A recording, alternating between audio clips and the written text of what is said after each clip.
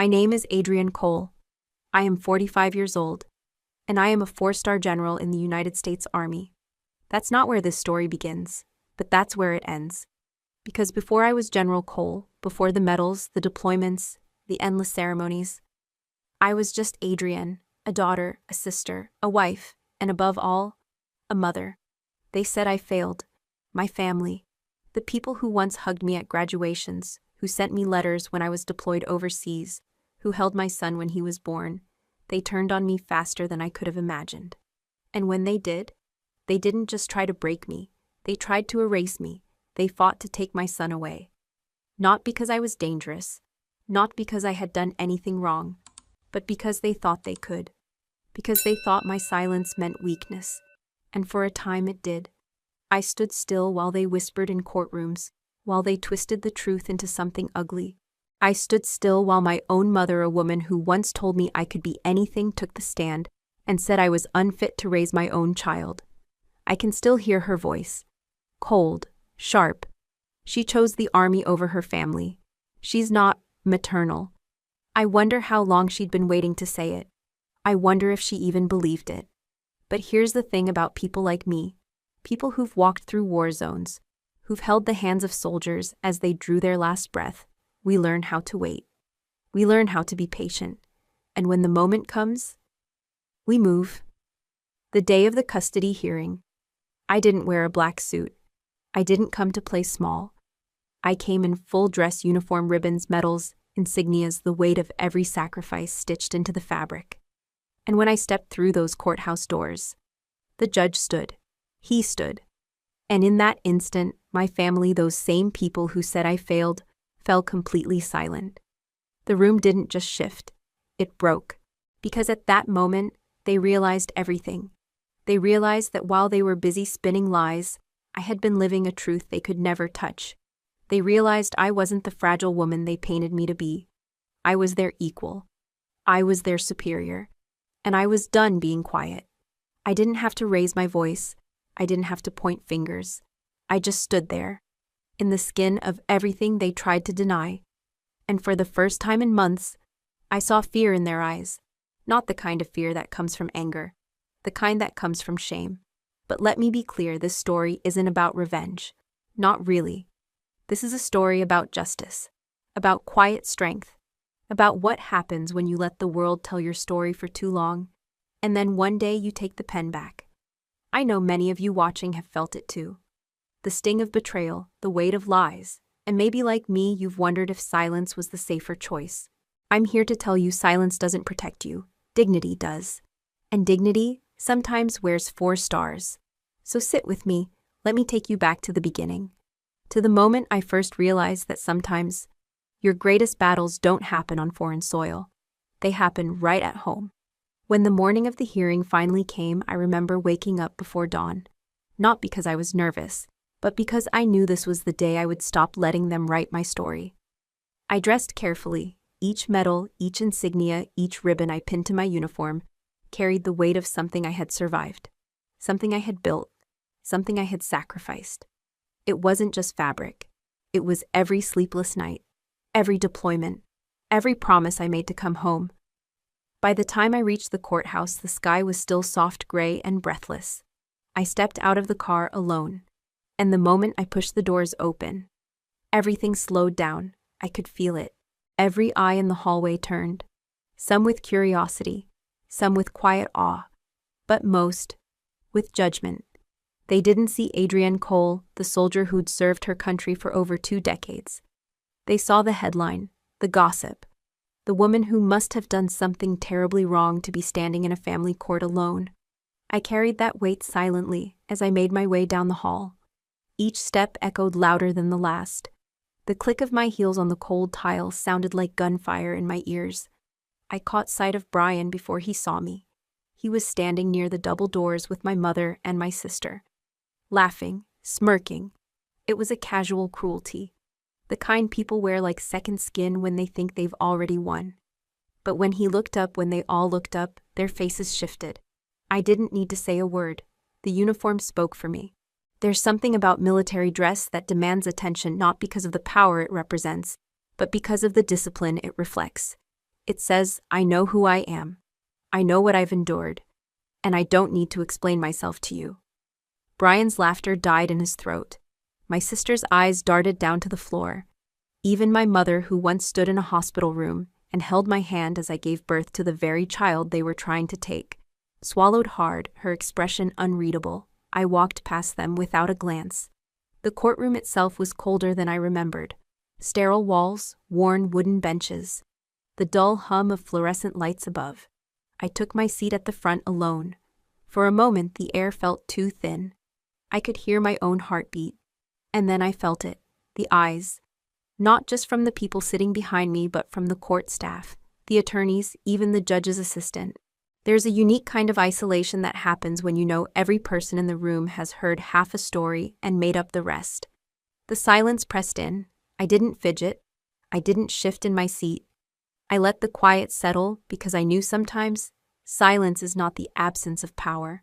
Sometimes it is the weight of it. I glanced toward the flag in the corner of the room, the American flag, motionless for a moment, then gently stirring in the faint breeze from the air vents above.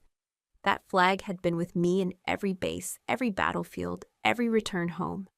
And somehow, standing in that courtroom, it felt just as foreign as it did familiar. I drew in a slow breath and let it go. No anger, no fear, only clarity. They thought they knew me, but they didn't. They only knew the version of me they had built in whispers and glances, the one they painted in half-truths and courtroom rumors. And as I sat there back straight, hands folded, metals glinting softly under the artificial lights, one thought settled into my chest like a quiet anchor. They think they know me, but they only know the shadow they created. I used to believe that the loudest betrayals came with shouting, with slamming doors and broken plates. But that's not how mine happened. It started with a soft knock and an envelope. I had just returned from Brussels NATO Joint Command. 48 hours without sleep, still in uniform, still wearing the weight of briefings and battlefield updates. I remember the house was quiet. Too quiet. The moment I saw the envelope on the doorstep, something inside me, something small, just stilled. I picked it up. My hands barely trembled. I'd held rifles steadier than this. But when I turned the envelope over and saw the handwriting Brian's, I knew. Before I even tore it open, I knew. The words were simple. Cold, legal, petition for dissolution of marriage, request for sole custody. I don't remember if I breathed. What I do remember is the sound of the front door closing behind me. A sound that until that moment had always meant safety. Home. Now it felt like the lock clicking shut on a cell. I stood there frozen in the entryway, still clutching that envelope, still wearing the boots I'd worn through muddy fields overseas. And I couldn't move. There's a strange kind of silence that comes when your world starts to crack. It's not the absence of noise. It's the absence of meaning. I don't know how long I stood there. Long enough for the weight of the envelope to become unbearable. I sat on the edge of the couch, my fingers tracing the gold band on my left hand. I didn't cry, I didn't scream, I just turned the ring, slowly, over and over, until my thumb found the familiar groove where the skin had worn smooth. Then I slipped it off. I held it in my palm for a moment, just stared at it like it belonged to someone else. Then I placed it on the coffee table right next to a photo of Noah, the one where he's grinning with 2 missing front teeth, arms wrapped around my neck, hair windblown from the park. I kept looking at that photo, and something inside me just broke. Not all at once, not in a way you'd see, but quietly, precisely. Like the first hairline crack in a dam. I've walked through war zones. I've seen cities in rubble, but nothing prepares you for the battlefield inside your own home. The irony wasn't lost on me. I'd fought for my country. I'd led convoys through hostile fire. I'd buried friends with flags folded tightly in trembling hands. And yet, the battlefield that unraveled me was a living room lit by the soft glow of a forgotten lamp. I stood eventually. I don't even remember how. I walked to the door, placed my hand on the knob, and for just a second, I hesitated. Because I knew that whatever was on the other side of that door, whatever version of life waited beyond this moment, I could never come back to this exact place again. Not really. Some doors once closed don't open the same way. Some thresholds once crossed change the shape of who you are. I opened it anyway. The door clicked shut behind me with a soft thud. And in that sound, something final settled deep in my chest. Later that night, I would take off my uniform. I would lay it carefully over the back of a chair. I would take the photo of Noah from the mantel and place it inside my travel bag. I would leave the ring where I'd set it. I never touched it again. And as I lay awake listening to the soft hum of the ceiling fan, tracing the empty circle on my finger, I whispered words I wasn't sure I believed yet. Some doors, once they close, you don't go back through them. Not because you can't, but because you shouldn't. People ask me sometimes, how does a marriage fall apart? Is it sudden? Is it explosive? I wish I could say yes. I wish I could point to one moment, one argument, one betrayal that shattered it all. But the truth is quieter. It happens in the small things, the things you don't even notice until you're already too far gone. Brian and I, we weren't always like this. There was a time when he made me laugh, when we stayed up late watching old movies, when he held my hand in grocery stores just because. But somewhere between deployments and promotions, between endless flights and welcome home ceremonies, the distance crept in, not the kind of distance you can measure in miles, the kind you can feel even when you're sitting across the same table. I remember the last dinner we ever had as a family, not the court filings, not the shouting, just dinner. It was a Tuesday, nothing special. The kind of night that should have been forgettable. I had come home early, a rare thing. Noah was already at the table, legs swinging, a goofy grin plastered on his face as he tried to balance a spoon on his nose. He laughed. That deep belly laugh kids have when the world is still simple. I should have joined him. I should have laughed too. But instead I remember sitting there, watching, distant, disconnected. It was like I could see myself from the outside, like a stranger in my own home. Brian noticed. I know he did. But he didn't say anything. He just kept cutting his steak eyes, flicking up every now and then, not with anger, but with something worse. Indifference. That's how marriages die. Not in fire, in ice. I don't remember what we talked about that night. Probably something about Noah's school, the weather, maybe one of his soccer games. I only remember the sound of Noah's giggle and how somehow it felt far away, like I was underwater hearing it through glass. I wanted to reach for it. I wanted to snap back into the moment, but I didn't. Instead, I nodded at the right times. I smiled when I was supposed to. And all the while, something inside me kept whispering, this isn't right. This isn't real. The mask was already cracking. We just hadn't admitted it yet. Later that night, after Noah had gone to bed, Brian and I sat on opposite ends of the couch. The television was on, but neither of us was really watching. The space between us wasn't measured in feet. It was measured in years. Years of missed birthdays, missed dinners, conversations that never happened because we were always too tired, too distracted, too far apart. I looked at him, really looked, and for a brief second, I saw it. The resentment, the loneliness, the weight of everything we'd both stopped saying, and I realized I didn't know who he was anymore, and worse, I wasn't sure he knew who I was either. People think the worst thing you can feel in a marriage is anger. It's not. It's detachment. The quiet realization that you could disappear from the room and nothing would change. That's when I knew the cracks had already split wide open. I still wore the uniform. I still kept the schedules, the routines, the polite smiles. But inside, something essential was already gone. I see it so clearly now. The dinner table, the half-empty wine glasses. Noah's laughter so pure, so untouched by the fracture he couldn't yet see. I don't even remember what I cooked that night. But I remember the sound of the knife against the plate, the flicker of candlelight on Brian's face, the way he said goodnight without looking me in the eye. We never spoke of it. We just let the silence grow. I think some part of me believed we could fix it. That maybe one more homecoming, one more vacation, one more carefully planned anniversary dinner would glue the pieces back together. But I was wrong. We both were. Some cracks can't be sealed. Some masks, once broken, never fit the same way again. There's a certain kind of betrayal that cuts deeper than any enemy's blade. The kind that doesn't come from strangers.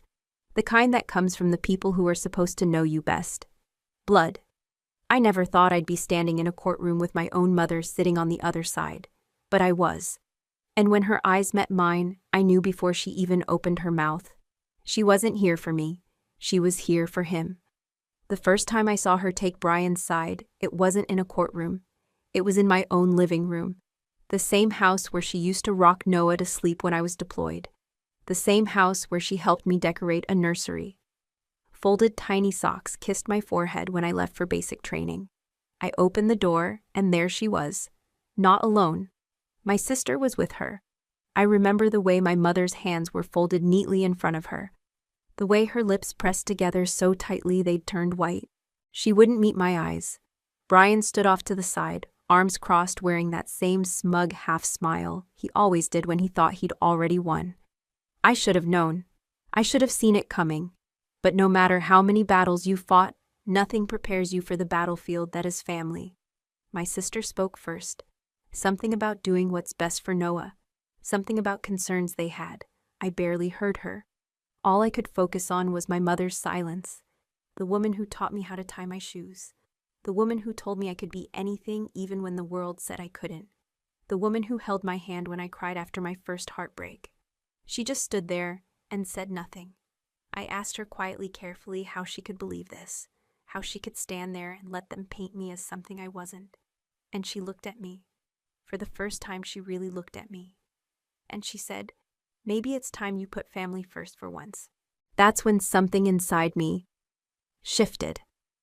I wanted to scream. I wanted to grab her by the shoulders and shake her, make her see that I was fighting for my family. That everything I had done, every tour, every medal, every sacrifice had been for them. For Noah. For the life I was building. But I didn't scream. I didn't even raise my voice. I just stood there, frozen, listening to the sound of my own heart breaking. Because you expect enemies to betray you. You expect the world to be harsh. But you never expect it from the woman who once wiped tears from your face and called you her brave little girl. It wasn't the words that hurt most. It was the ease with which she spoke them. Like she'd been waiting for this moment. Like somewhere deep down she'd always believed I'd fail. My sister couldn't meet my gaze either. She kept her eyes on the carpet, arms folded tight, as if she could fold herself right out of the confrontation. I saw it then, saw it so clearly I almost laughed. This wasn't about Noah. Not really. It was about control. About years of quiet resentments, of whispered judgments, behind closed doors, of disappointment they never spoke aloud but carried like heavy stones between us. And I realized I had spent my entire life proving them wrong. Proving I was strong enough, brave enough, worthy enough. But in the end, none of it mattered. Because some people don't want to see you rise. Some people need you small so they can stay big. The conversation ended not with shouting, but with distance. With my mother turning away. With my sister following behind her. The door clicked shut behind them. And there it was again. The sound of a door closing, another threshold I couldn't uncross. I remember standing there long after they left, my hands still trembling, my breath shallow. I looked down at the picture of Noah on the mantel, his gap-toothed grin, his eyes so full of life. And I whispered to myself, not even realizing I'd said it aloud sometimes. The deepest wounds come from the people who were supposed to protect you. There's a moment when the story stops belonging to you. When your life, your name, your choices become headlines. And no matter how hard you try, you can't take it back. That moment came faster than I expected. It started with whispers, and then the noise. The tabloids loved it, of course. Decorated general in custody battle shocker. Can a soldier be a mother too tough to nurture? I didn't recognize myself in any of it. They printed photos of me in uniform, solemn sharp medals gleaming under foreign skies. They pulled quotes from interviews I barely remembered giving, twisted every word, painted me as cold, rigid, unfeeling. And maybe part of me gave them the brush to paint with. I used to believe that silence was strength. That dignity meant not fighting every battle thrown your way. That if you held your head high and let the noise pass, eventually, the truth would rise on its own. But the truth doesn't rise when you leave it buried. It rots. The more I stayed silent, the more the story grew without me. I remember walking into a coffee shop one morning, weeks after the first articles hit. Eyes followed me. Some whispered. One woman, someone I used to know from Noah's school, glanced up, met my gaze, and then quickly looked away like I was contagious. I didn't say a word. I just left the coffee on the counter and walked back to my car. And that's when I saw it. My own reflection in the rearview mirror. For a second, I didn't recognize the woman staring back. Tired eyes, tight jaw, shoulders too straight, too rigid, like the weight of the world had fused into my bones. I looked like the person they said I was. Cold, distant, a machine in a uniform. I sat there for a long time, engine running, heart numb, and I realized something that chilled me more than any headline could. The enemy wasn't just out there. The enemy was in here. Me. I had built the wall, brick by brick, deployment after deployment. I had armored myself so well that even the people I loved couldn't find a way in anymore. And in the absence of my voice, the world created its own version of me, a version I barely recognized. Unreliable narrator. That's what they call it in books, isn't it? The voice telling the story isn't always the voice you can trust. And maybe I wasn't as reliable as I thought. I told myself I was doing this for Noah, that staying calm, composed, unshaken was the right way. But whose comfort was I really protecting? Mine, theirs? Or the fragile idea of who I thought I was supposed to be? The truth haunted me. I had let them build a version of me that I hadn't fought back against. And in doing so, I was slowly becoming it. I remember looking down at my hands on the steering wheel, steady, calloused, familiar, and feeling foreign. I whispered to myself, barely audible, "Who are you?" The answer didn't come. Because I didn't know. Not fully. Not yet. I thought about Noah, his laughter, his tiny hands gripping mine when he was just learning to walk. I thought about the way he used to call me Mama Bear, the way he'd run to the door when I came home. Had I become so wrapped up in survival that I forgot how to live? Had I worn the armor for so long that I forgot how to take it off? That day something shifted in me. I didn't have all the answers yet. I didn't even know how to fix it. But I knew one thing with absolute certainty: silence wasn't going to save me. It was killing me. I couldn't afford to be quiet anymore. Not for me. Not for Noah. And as I sat there watching the reflection of a woman I barely knew, I made a silent promise I would find my voice again, before the world took it completely. For most of my life, I believed that family meant safety. Family meant loyalty. Family meant love. I was wrong. I learned that lesson late, too late to stop the damage, but just in time to see the truth. It didn't happen in a single moment. It was quiet, it was subtle. The kind of realization that creeps in slow, like the tide pulling away beneath your feet. The first cracks appeared the day I overheard my sister on the phone. I wasn't supposed to hear it. I had stopped by my mother's house, unannounced, unplanned. Some part of me still hoped we could salvage what was left. I stood in the hallway frozen as her voice drifted down the stairs. "I don't have a choice. I'm drowning. The debts. I can't. If I testify," he said he'd help clear it. I didn't move. I didn't breathe. Because for one terrifying second, I couldn't make sense of what I was hearing. It was my sister, the same sister who used to braid my hair when we were little girls. The same sister who cried when I left for my first deployment, now selling pieces of me to save herself. I stepped back before she saw me. I left without a word. But something had already shifted. The next day it was my mother. We sat in her living room, two women who once shared everything, now sitting worlds apart on the same floral couch. She wouldn't meet my eyes. Her hands fidgeted in her lap, twisting the corner of a handkerchief that had frayed with time. I asked her, directly, "Why are you doing this?" Her voice barely rose above a whisper. "Because Brian, he makes sense. He listens." I felt the words hit before I even processed them. Brian, the man who betrayed me, the man who sought to erase me. He made sense to her. She looked up then, her eyes glassy but hard. "All those years, Adrian.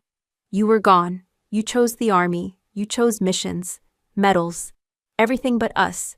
It was like hearing a stranger. I wanted to argue. I wanted to scream that I fought for more than medals, that every mile I spent away was for something larger than myself.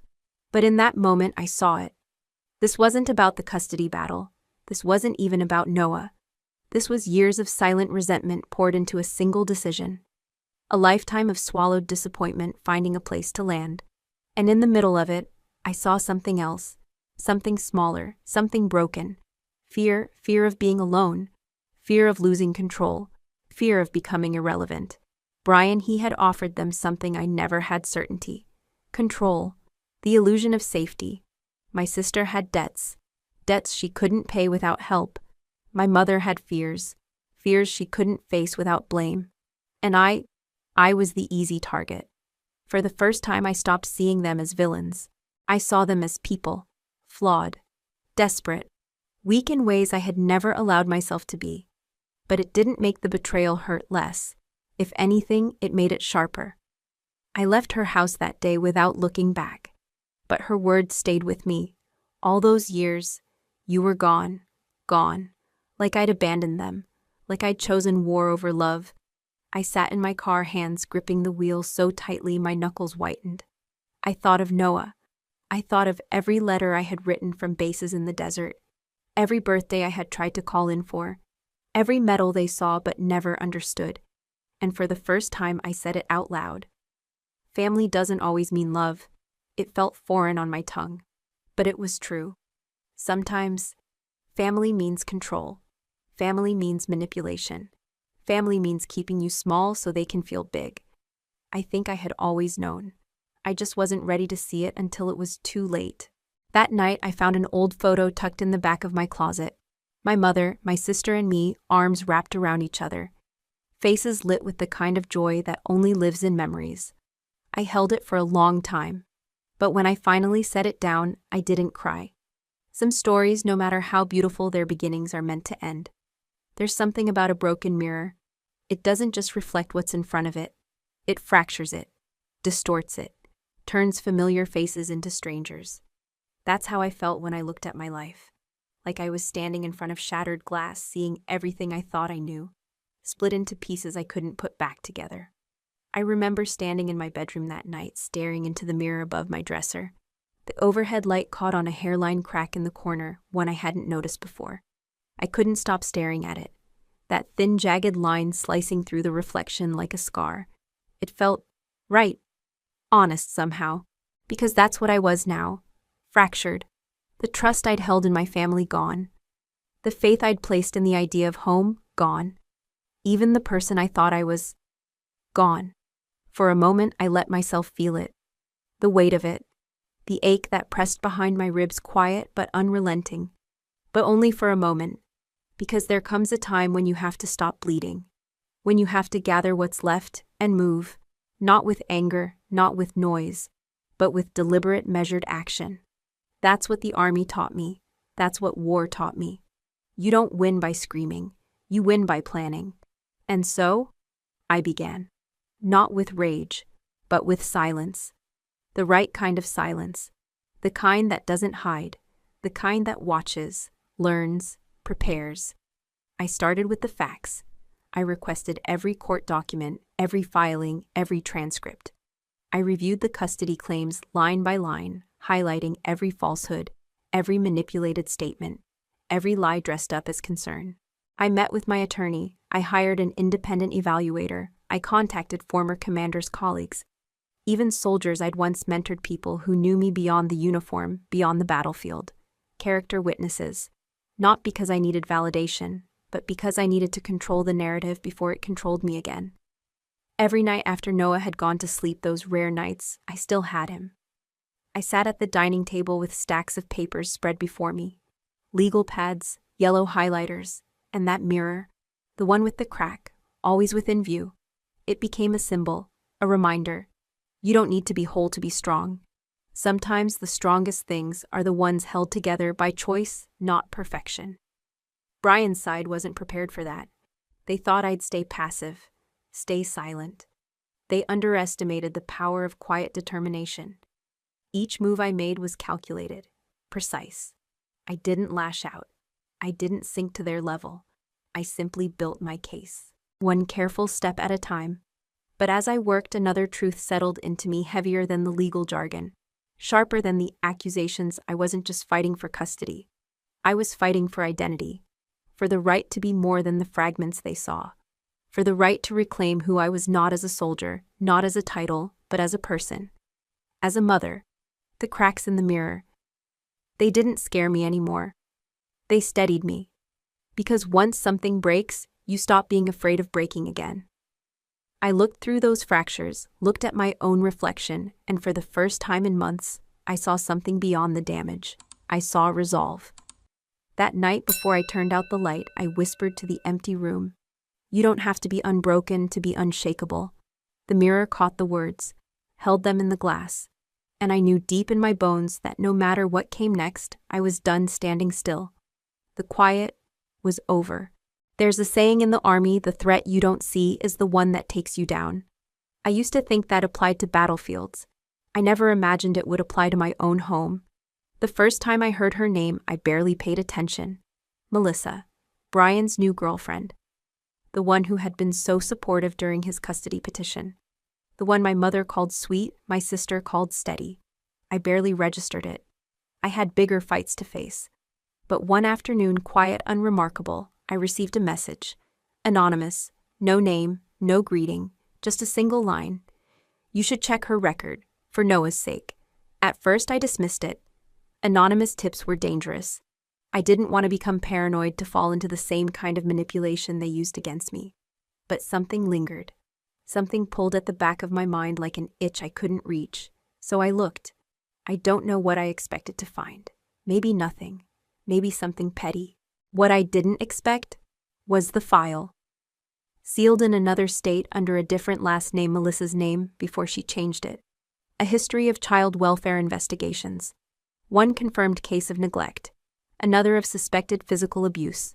Both years old, both buried. I sat there staring at the screen for what felt like hours. My hands were steady, my breath shallow, and I felt the cold clarity settle in. This wasn't just about me. This wasn't just about betrayal or resentment. This was about Noah, about his safety, his future. And I had almost missed it, because I trusted what I wanted to believe, because I ignored the signs. And the signs, they had been there. The memory struck without warning. I saw her again, Melissa, clear as day, standing in my driveway the first time Brian brought her around. Her smile too wide, her eyes not quite meeting mine. The way her hand gripped Noah's shoulder a little too tight when he squirmed. The way she corrected him sharply when he spoke out of turn. At the time, I brushed it off, told myself I was imagining it, that I was projecting, that I was the one out of place, but I wasn't. I see that now. Hindsight is cruel that way. It doesn't just show you what you missed, it forces you to live with the knowledge that you let it happen. I remember another moment, Noah's birthday. Melissa had baked a cake. I can still hear her voice, sugary sweet on the surface, but edged with something brittle when Noah accidentally spilled juice on the table. Her fingers dug into his arm just a fraction too hard as she guided him to clean it. I had frozen, second-guessed, dismissed my own instincts. And that was the real mistake, because I knew better. I had trained soldiers to trust their instincts in combat zones. I had told young recruits if something feels wrong, it probably is. But I hadn't followed my own advice when it mattered most. I thought about the anonymous message again. Who had sent it? How did they know I didn't have answers? I didn't need them. The truth was enough. I printed the documents, carefully, quietly. I added them to the growing file on my dining table next to the court papers, the character statements, the letters I'd started writing to Noah but never sent. The pieces were falling into place. But this time I wasn't reacting. I wasn't on the defensive. I was moving first. Because there's something that happens when you finally pull back the curtain. When you stop letting fear cloud your judgment, you see. Not just what's in front of you, but what's been there all along. And I saw it now so clearly, it almost took my breath away. Brian wasn't just fighting for control. He was building something on a foundation of rot. And the people I loved, my son, were standing on top of it. I closed the file, folded my hands, and for the first time in weeks I felt still. I whispered, barely audible, "Not on my watch." The mirror in the hallway caught my reflection as I passed. The crack's still there, but my eyes, they were steady, the curtain was gone, and I was ready. They say that distance isn't measured in miles, it's measured in moments. And somewhere along the line, somewhere between deployments and promotions, courtrooms, and silence, I realized I had let the distance grow too wide between me and my own son. Noah. The name still feels soft when I say it out loud. It doesn't sound like a battlefield, it sounds like home. But somehow, somewhere, I lost him, not in the physical sense, but in the quiet ways that matter most. I saw it in his eyes. The way he flinched when I raised my voice just slightly over something as small as spilled milk.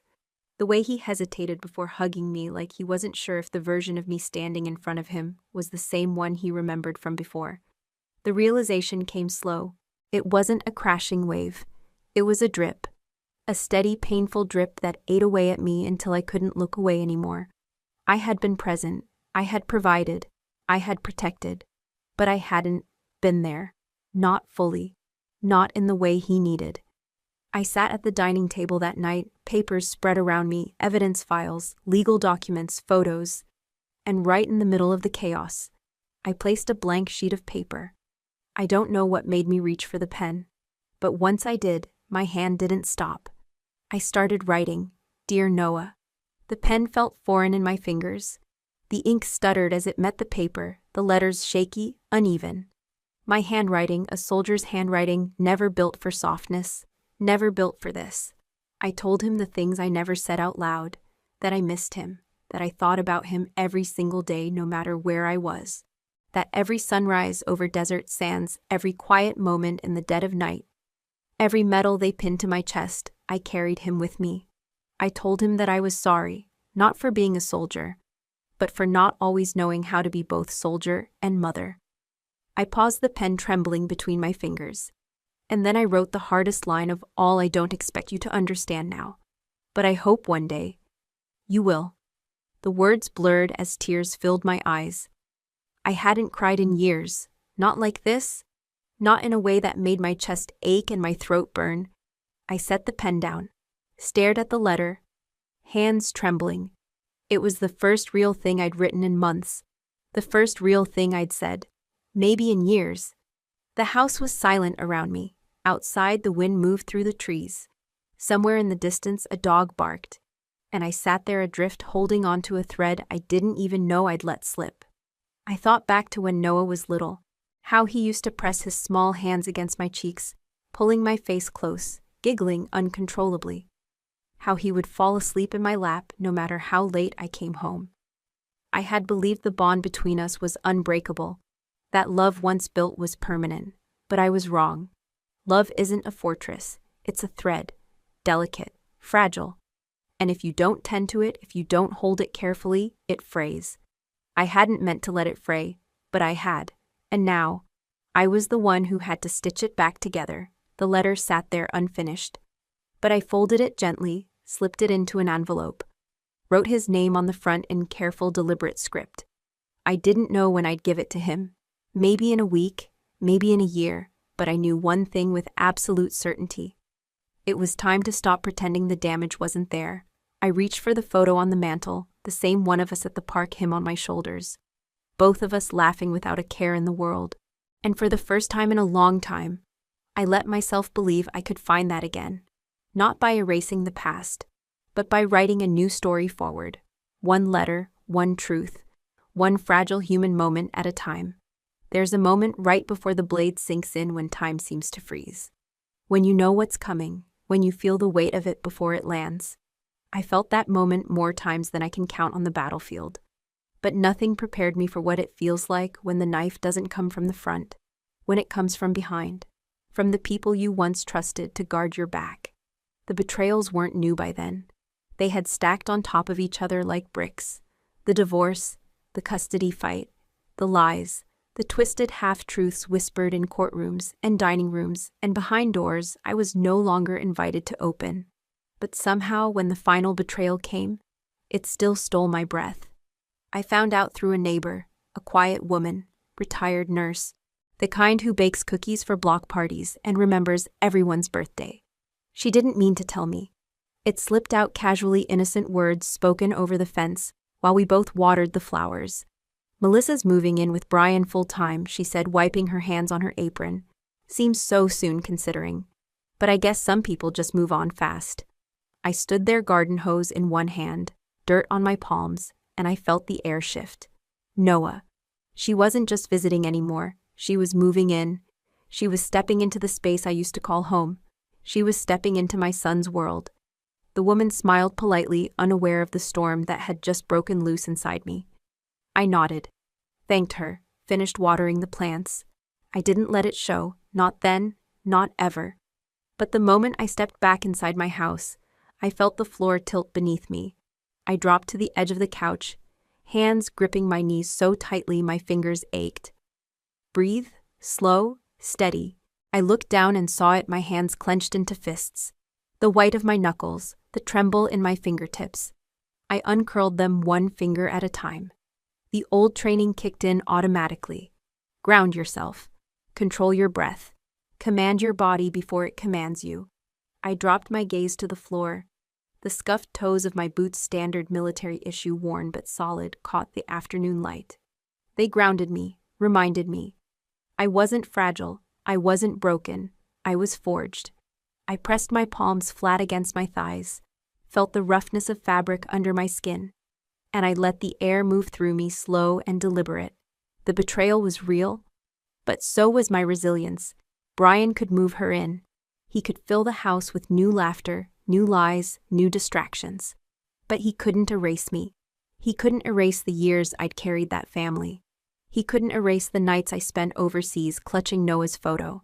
He couldn't erase the battles I fought in foreign lands and in my own heart to build the life they so casually discarded. I stood slowly, deliberately, every movement precise, every breath measured.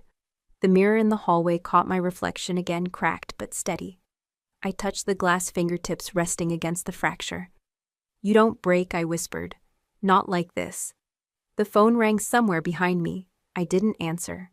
Instead, I sat at the table where my file lay open and began adding to it. The dates, the times, the details. Each fact sharpened like a blade. I wasn't reacting. I wasn't lashing out. I was preparing. Because that's what you do when the knife sinks deeper. You don't collapse. You don't fall. You plant your feet. You steady your breath. And you keep moving. I glanced down at my boots again, solid on the worn wooden floor. I felt the weight of my own pulse slowing. And I remembered the words they taught us in the field: hold the line. That's what I intended to do. No matter how deep the knife, no matter how cruel the twist, I would hold the line. For Noah, for myself, for the woman staring back at me through the fractured glass, still standing, always standing. Forgiveness is a word people throw around too easily, as if it's something you can just hand out like candy, as if it's simple, as if it's small. But it's not. It never has been. I used to think forgiveness was about other people, that it was something you gave to those who wronged you, a gift, a concession. But I was wrong. I see that now. The first person I needed to forgive was myself. It didn't come all at once. There was no grand epiphany. Just a quiet moment, barely noticeable, when the weight of everything I had carried started pressing too hard on my chest, and I realized I was the one holding it there. I sat alone in my living room that night, papers still scattered across the table, Noah's letter unopened beside me. The house was silent except for the soft hum of the heater, and for the first time in months, I let the exhaustion catch up to me. I thought about the choices I made, the time I missed, the calls I didn't return, the moments I told myself didn't matter because duty came first. I thought about Noah's eyes, how they'd changed, how somewhere along the way I'd stopped being the safe place he could run to. And the guilt. The guilt was a living thing inside me, sharp, heavy, merciless. I had been so focused on the betrayals from others, so consumed by their lies, their cruelty, their abandonment, that I hadn't stopped to look at the reflection that hurt me most. Mine. I saw it then so clearly, it almost knocked the breath from my lungs. I had been punishing myself for years, not just for this custody battle, not just for this divorce, but for every time I had chosen the mission over the moment, the flag over the family, the call over the cradle. I told myself I didn't have a choice, that I was serving a greater good, that Noah would understand one day. But the truth is, I didn't give him the chance to understand, because I never let him see the full me. The soldier, yes, the protector, always. But the mother, the human, the flawed. Scared, messy woman beneath the uniform. No. I closed my eyes, hands resting on the envelope in front of me.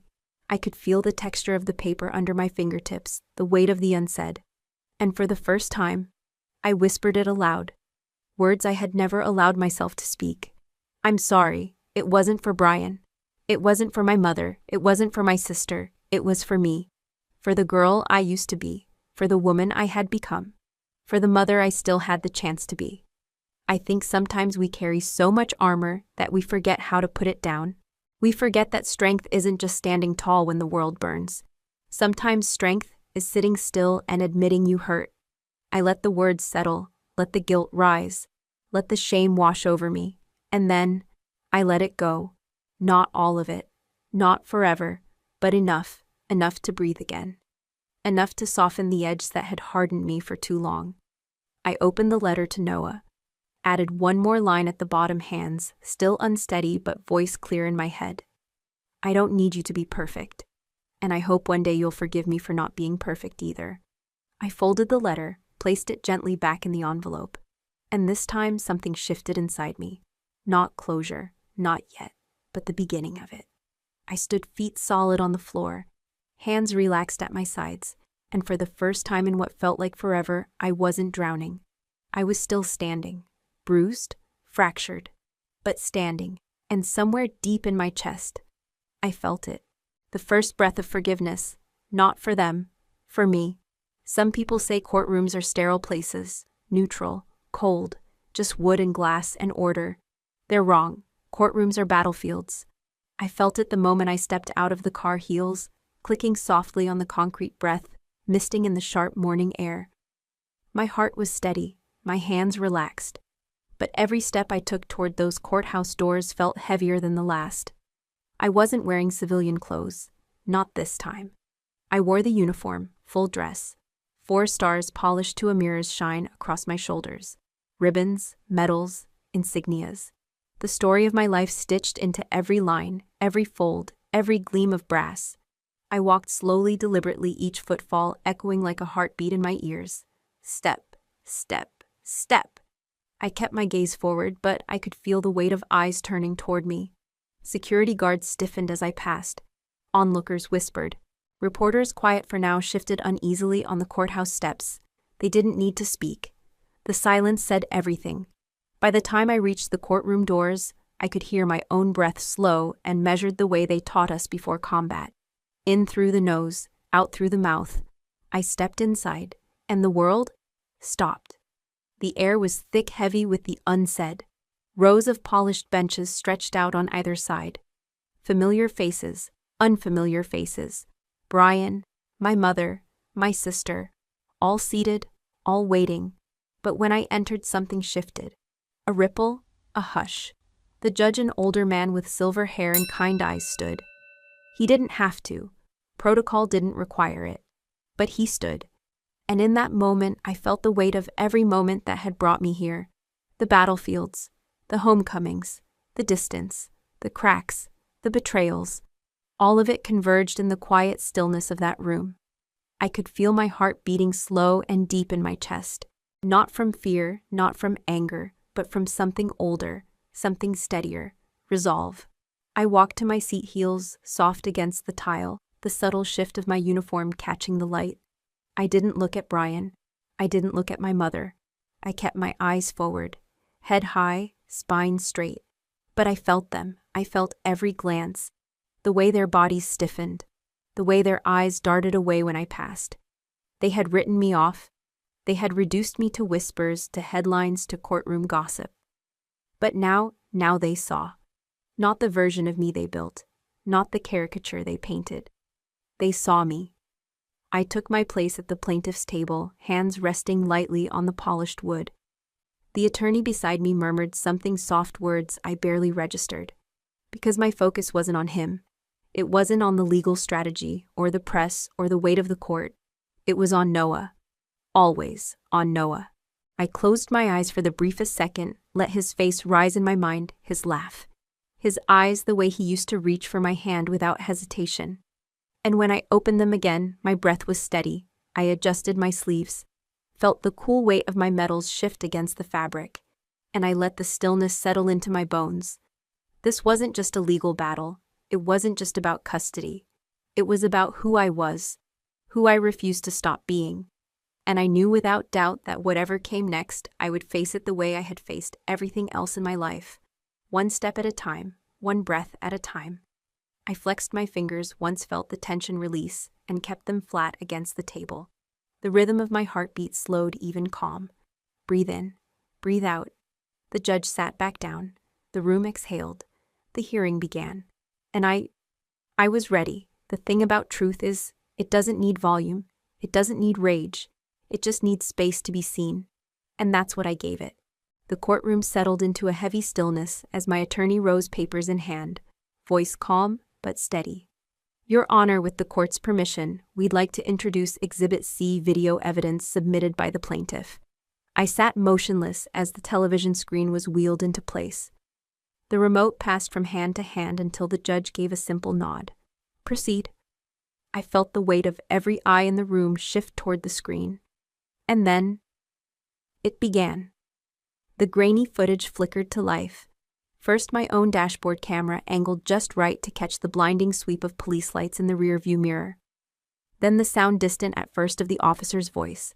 I heard my own voice too. Level, calm, asking questions, complying. And then the escalation, the tone shift, the aggression. The way his hand hovered near his weapon, the way he leaned in just a little too close. The room stayed silent. No fidgeting, no coughs, no whispers. Only the soft hum of the video playing, the sound of tires on pavement, the flat echo of words I had lived but almost forgotten the shape of. Then came the second angle, body cam footage. Sharper, colder, more intimate. The jury leaned in, unconsciously pulled forward by the magnetic pull of something undeniable. They saw it. The officer's impatience. The unnecessary field test. The dismissive attitude when I passed it without flaw. And then the ticket slipped into my hand like an afterthought. A punishment not for what I did, but for who I was. I watched it all unfold again, but this time through the eyes of strangers. I felt strangely detached, as if the woman on the screen wasn't me at all. Just a figure, a stand-in for every person who had ever been quietly reduced, quietly dismissed. And then it ended. The screen went dark. The room stayed frozen. I didn't look at Brian. I didn't look at my mother. I kept my hands folded neatly in front of me, my breath steady, my heart calm. Because this moment wasn't about them anymore. It wasn't even about me. It was about truth. And truth, I had learned, has a weight all its own. The judge cleared his throat softly. My attorney didn't rush the next question. He let the silence stretch just long enough for the images to burn into memory. Lieutenant General Cole, he said finally. Voice low but clear. Were you at any point during that stop non-compliant? I answered without hesitation. No. Did you raise your voice? Threaten the officer in any way? No. Did you at any point fail to identify yourself as a federal employee, operating a government vehicle? I kept my tone level. No, I informed him immediately. The attorney nodded, turned to the jury. And in that moment I saw it, the shift. Not just in their eyes, in the room, the weight of the footage, the weight of what had been undeniable, what could no longer be twisted or reshaped by whispered lies or courtroom spin. I glanced at the judge. He held my gaze for a moment longer than necessary, then nodded once, almost imperceptibly, and shifted his focus back to the papers in front of him. I let my breath out slow. This wasn't victory, not yet, but it was truth. And sometimes that's the first step.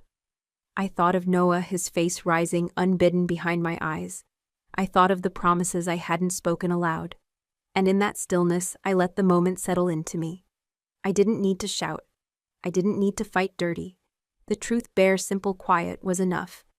And as I sat back, hands resting lightly on the table, I whispered silently to myself, you held the line. And you're still standing. Some moments don't need sound. They don't need applause, or outrage, or words. They just need silence. The kind of silence that says everything. I felt it the second the judge rose from his seat. The room had already been still frozen since the last echoes of the video faded. But when he stood, something deeper settled over us. A stillness that pressed against my ribs, that made the air too thick to swallow. I kept my hands flat on the table. I didn't shift, didn't blink. I just watched as he adjusted his robe, cleared his throat, and let the weight of the moment stretch. After careful review, he began, voice steady but heavy. This court finds in favor of the plaintiff, Lieutenant General Adrian Cole. I heard the words. But it was the silence after that landed hardest. The sound of breath catching across the aisle. The almost imperceptible rustle of fabric as Brian stiffened in his seat. The crack in my sister's composure as her hands twisted nervously together. I didn't look at them directly, but I felt them. The judge's voice continued, laying out the findings: unlawful detainment, abuse of authority, intimidation without cause. Every syllable dropped like a stone in water ripples, spreading in waves I knew would reach far beyond this room. And then, the final words: "This decision will remain on permanent record," the judge said. "It will be forwarded for departmental review. Furthermore, the plaintiff retains primary custody with visitation granted at the court's discretion." It was done. No shouts, no declarations. Just the quiet click of the gavel and the low hum of consequence settling into place. I kept my breath steady, even, unshaken. But across the room I saw him. Brian. The first crack was in his eyes, barely visible, but I knew it when I saw it. Denial. A shake of the head, a furrowed brow, that subtle twitch of the mouth as his mind scrambled for a way to rewrite what he'd just heard. Then the second crack, panic, the widening of the eyes, the sharp intake of breath. I watched his hands clench into fists against the table's edge, white-knuckled, rigid. His lawyer leaned in, whispered something fast, but he barely seemed to hear. And then, collapse. His shoulders dropped. The fight left his posture. The weight of it finally landed. For a moment I thought that was the end, that he would stay there, small, broken, silent. But then came the final shift, the last piece of the fall. Remorse. It flickered barely there, just a soft wetness in the corners of his eyes. A tightening of the jaw, a breath too sharp to control. For the first time since this began, Brian looked at me. Really looked. And in that single glance, I saw it all. The fear, the regret. The tiny flickering ember of a man who realized too late what he had destroyed. I didn't smile. I didn't gloat. I held his gaze, not with victory, not with vengeance, but with something quieter, something closer to pity. The judge sat back down, his voice barely above a whisper now, as he dismissed the court. Chairs scraped softly against the floor. Whispers rose and fell like distant thunder. Reporters began scribbling notes, but the cameras kept outside would never capture the only moment that truly mattered: the stillness. The raw, unguarded silence of a man undone not by force, but by truth. I rose. My boots made no sound on the polished floor. My breath was steady, my hands calm. As I stepped past him, past Brian, past my mother, past the sister who still refused to meet my eyes, I felt something shift deep in my chest. Not anger, not triumph, just release. I heard him murmur something, a breathless, broken apology that barely reached the air between us. But I didn't stop. I didn't turn back. Some doors once closed are not meant to reopen. Outside, the wind caught the flag at the courthouse steps, made it ripple in the afternoon sun. I paused, lifted my chin, let the quiet settle in my bones. And in that silence, deeper than any courtroom, louder than any victory, I found what I didn't even know I'd been searching for: peace. Not every ending needs words. Some endings, they arrive in silence. And somehow, those are the ones that stay with you the longest. I didn't speak when I stepped out of the courthouse that afternoon. I didn't look back, didn't reach for applause, didn't try to fill the air with explanations or justifications. I just walked. The wind caught at the edges of my uniform, tugged gently at the loose strands of hair that had slipped free from the careful knot at the back of my neck. The sky stretched endless and blue above me, clean, clear, unbothered. And for the first time in what felt like years, so was I.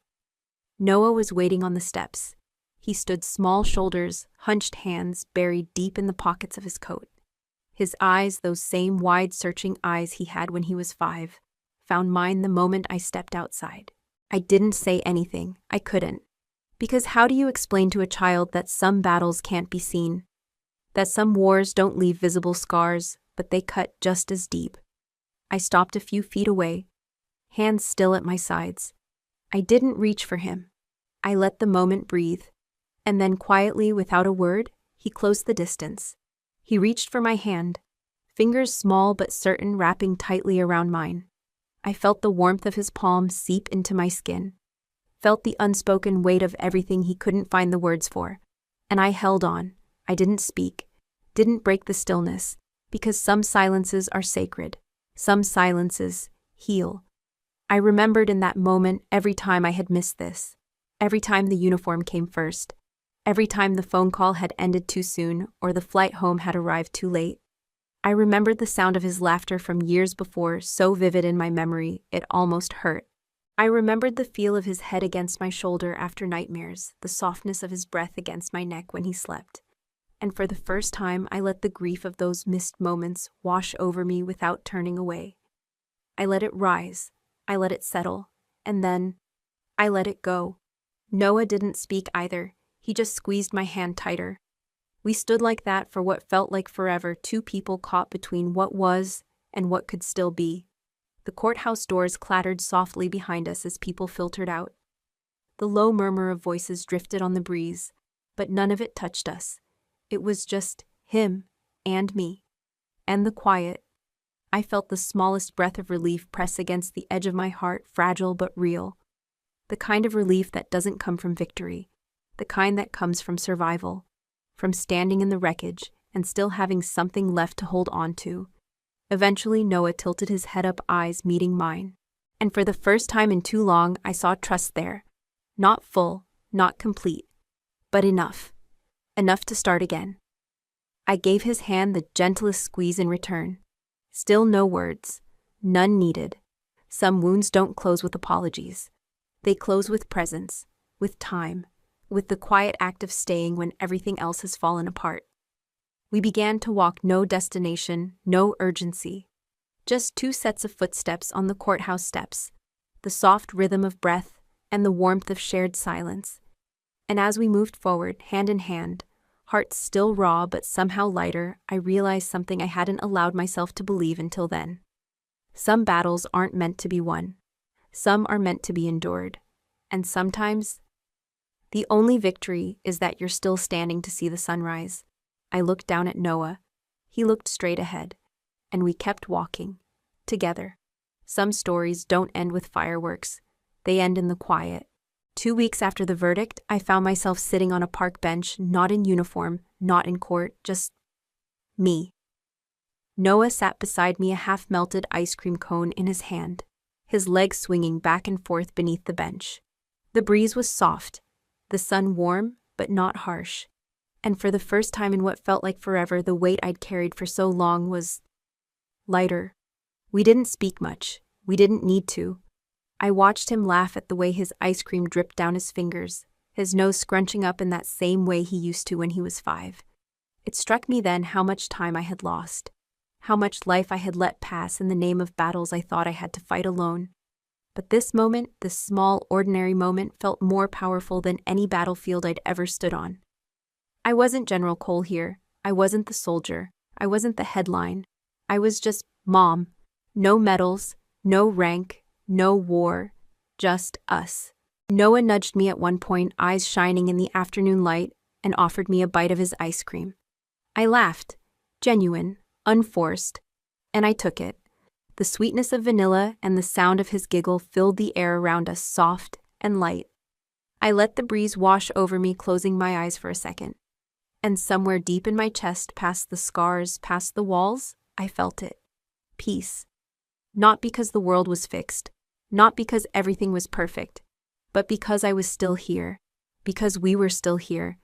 When I opened my eyes again, I looked at him, really looked.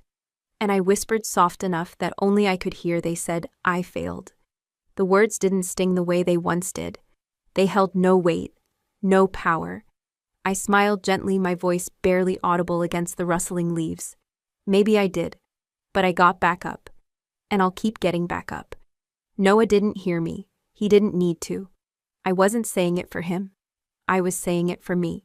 We sat there until the sun dipped low, until the shadows stretched long across the grass, and the breeze carried the scent of autumn. And when we finally stood to leave, I held his hand, not tight, not forced. Just enough. And together, we walked forward. Before we say goodbye, I'd love to know, Where are you watching from? Is it a quiet morning with a warm cup of coffee, or a late night where stories like this keep you company? Let me know in the comments. I read every single one with gratitude. And if this story touched your heart, please consider subscribing to this channel. Not just to hear more stories like this, but to be part of a community that still believes in kindness, in healing, and in second chances. Thank you for spending your time here with us today. Wherever you are, whatever season you're standing in, I hope you carry this story with you. And remember, sometimes the miracle doesn't knock loudly.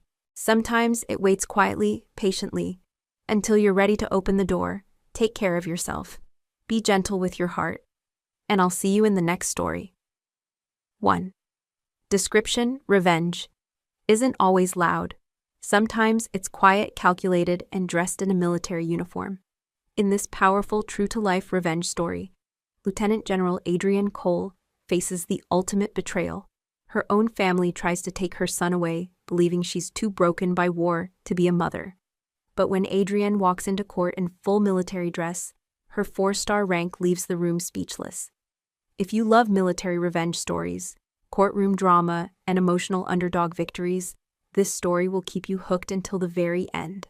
Witness how Adrienne, battle-hardened, resilient, and deeply human, fights, not just for justice, but for the right to be seen and loved as she is. Will quiet strength be enough to dismantle years of betrayal? Click play now, because some revenges don't come with noise. They come with dignity. Thank you so much for watching and supporting. Revenge Dismantled 2. Pinned comment. What did you think of Adrienne's story? Rate it from 0 to 10. I'd love to hear your thoughts. Where are you watching from? Drop your location in the comments, and let's build a global community that believes in kindness, resilience, and second chances. If this story touched your heart, don't forget to subscribe and share it with your friends. Your support brings us closer to our 1K subscriber milestone and inspires us to keep creating more powerful love and revenge stories. Thank you for being here, for listening, and for reminding us all, sometimes quiet courage changes everything.